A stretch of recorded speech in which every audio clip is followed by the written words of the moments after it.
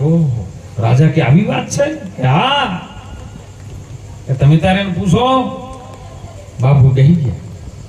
જે મહારાજ સેવકના વેશમાં હતા એને પૂછ્યું, બાપુ ભગવાન એક છે કે બે? એટલે બાપુએ કીધું કે તારે પ્રેક્ટિકલ કરીને બતાવું કે ખાલી ગણતરીને બતાવી દઉં? કે ના, પ્રેક્ટિકલ કરો તો બહુ સારું. તો કે એમ ન ચાલે. રાજ દરબારમાંથી મોતીનો થાળ ભરીને લાવો અને એક એક મોતી ગણી ગણીને બીજા થાળમાં મૂકવાનો. થાળ ભરીને મોતીનો લાયો છે અને ગણતરી ચાલુ કરી. હો, એક મોતીનો મણકો ઉપાડ્યો, હીરો હો, એક ઉપાડ્યો. તો બાપુ ગણો. રાજા ગણવા માંડ્યો કે એક મૂકી દીધો થાળમાં. બીજો ઉપાડ્યો, બે. પેલો બેઠો બેઠો બોલ્યો, જે મહારાજ વેશમાં બેઠા હતા ને સેવકના વેશમાં, કે ઉભા રહો, જે દેખાય એક છે કે બે છે? તમે બીજો તમારી ગણતરી બે છે પણ તમારા હાથમાં જે દેખાઈ રહ્યો છે એ એક છે કે બે? કે ના એક. તો તમે બે કેમ કહો છો? આ સીધું સીધા. તો કે બે નથી.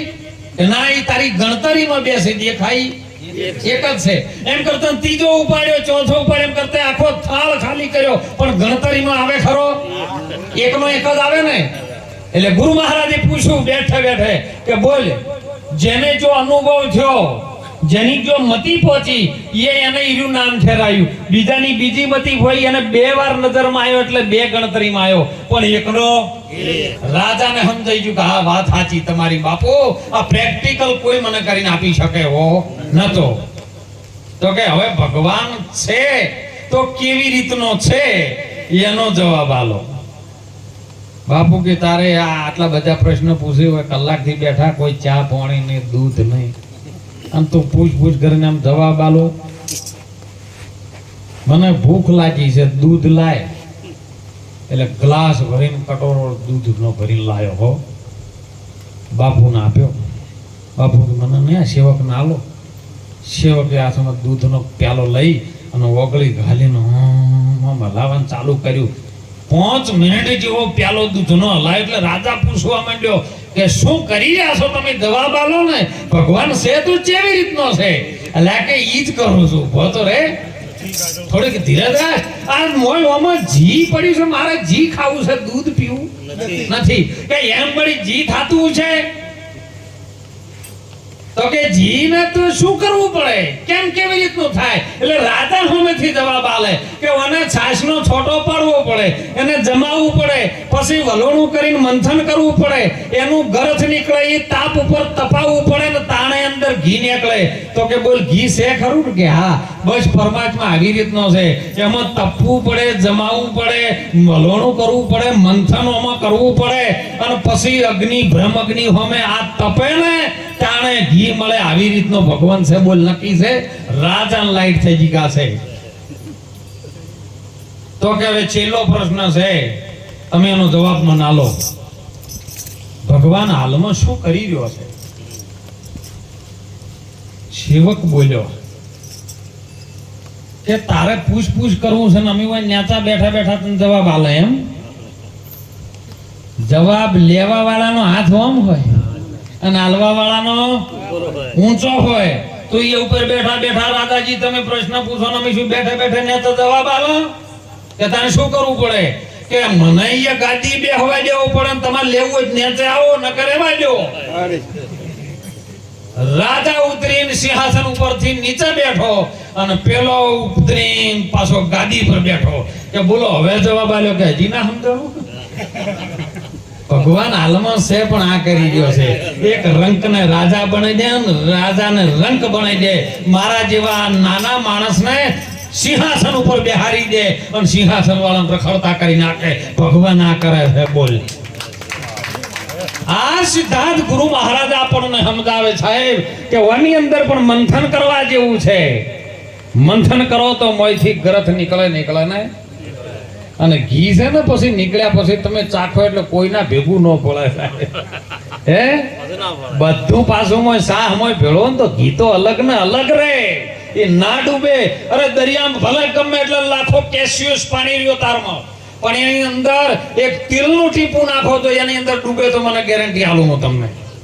કેમ?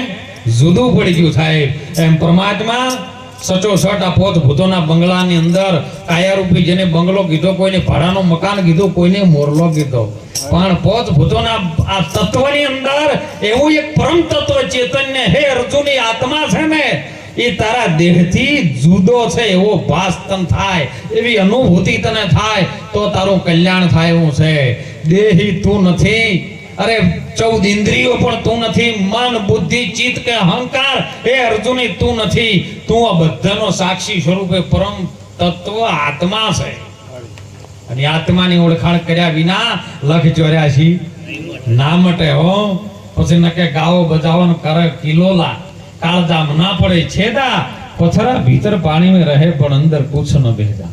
અને એટલે મહાપુરુષોએ તો એમ જ કીધું છે હો કે જબ તક રહેગી જિંદગી ફુરસત ન મિલેગી કામ છે, સમયથી કોઈ સમય નિકાલી લો, પ્યાર કર લો, શ્રી રામ છે.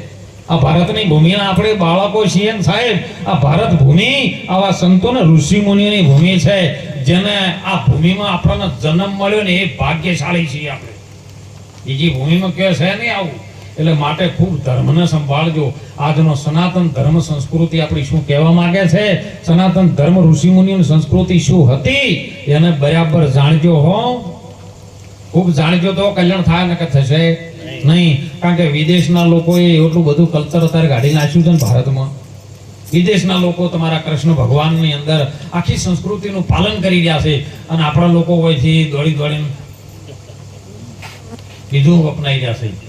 મહાપુરુષોનું કહેવું એવું નથી સાહેબ. મહાપુરુષો કંઈક રસ્તો અલગ બતાવે છે, અને આની અંદરથી સંસ્કાર અને સંસ્કૃતિ જો જળવાઈ જાય ને તો સનાતન ધર્મ જળવાઈ જાય એવો છે હો.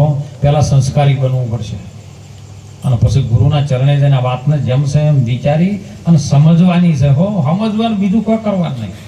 સમજ્યા એમ અરે ભયપદને પામ્યા, ઊંઘેલે આ જન્મ બધા ગુમાયા. કહે કબીર સુનો જેને મન સાધ્યું ને, જોઈ લો રમતા જોગી નગરમાં આયા. આ કાયા નગરમાં એક રમતો આયેલો છે જો, અને રમી રહ્યો છે ને એટલી ઘણા મોજ કરી લ્યો, મોજ. તમને ઘણા પૂછે બાપુ મજામાં? કીધું ના, મજાની આપણે જરૂર નથી. મજાને હાથ ગણની જરૂર હોય તો આપણી પાસે આવે.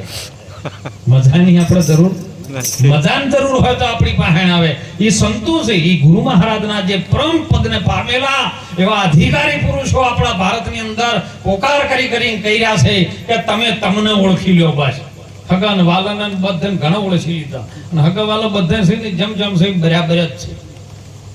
એ તો તમે લગારો મદા પડ્યા નહીં. ડોક્ટર એમ કે હવે ઓન કેન્સર થયું છે, બચાવવા નહીં. એ તો તરત રૂમાલો તૈયાર કરી કરીને બેઠા બધા, અને પાછા રોવામાં ભલીવાર ના હોય. એમ ગોધરે આયા હોય ને, અમારા ગાડીમાં વાત થઈ હતી કે મંગલદાસ મહારાજ મારું બધું કેવું છે, આ પ્રિયા દીકરીના બધા પાછળ આ ઈકો ગાડીમાં બેઠા હતા. એટલે મંગલદાસ ને મેં કીધું જુઓ, પેલા ઘડિયા પુરુષો છે ને બધા આગળ બેઠા, અને બેનો દીકરીઓ પાછળ બેઠા. તો રોવા જવાનું થાય ને લોકાચાર, એટલે બધા પુરુષો ઉભા બહેરન મર થવા દો.